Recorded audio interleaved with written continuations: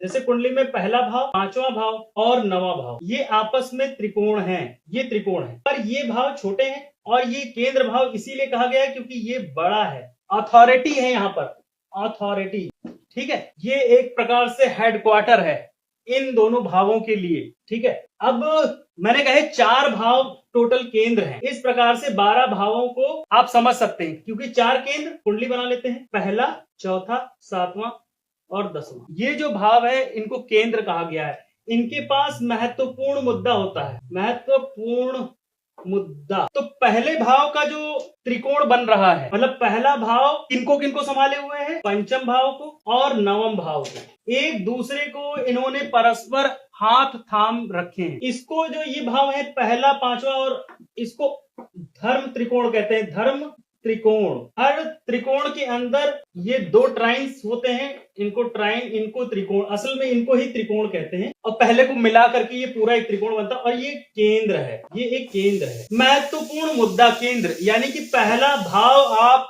खुद हैं, आपका खुद का शरीर और खुद का व्यक्तित्व, ये पहला भाव है। अब एक तो ये महत्वपूर्ण मुद्दा हो गया आपसे संबंधित, आप खुद कौन हो, आपकी आइडेंटिटी क्या है और किन चीजों का आप पालन करते हो, किस धर्म गुण धर्म के आप हो। ठीक है, इस गुण धर्म को बनाए रखने के लिए यहां और यहां का जो मालिक स्वामी है वो इनकी मदद करता है ताकि ये अपने गुण धर्म पर चलता रहे और बना रहे। ये पहला, पांचवा और नवम को धर्म त्रिकोण कहा गया है। ये इसीलिए कहा गया है, क्यों?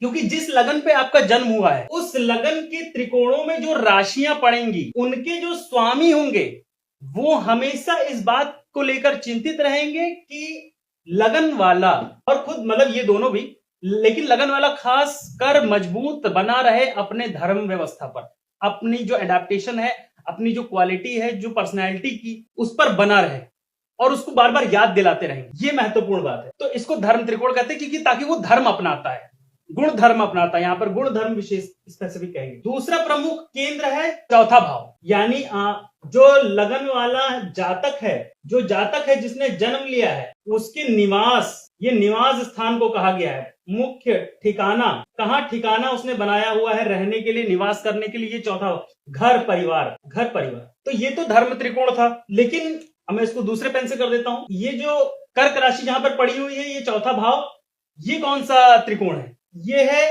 मोक्ष त्रिकोण, 8वें भाव के साथ और द्वादश भाव के साथ ये मोक्ष कारक त्रिकोण है।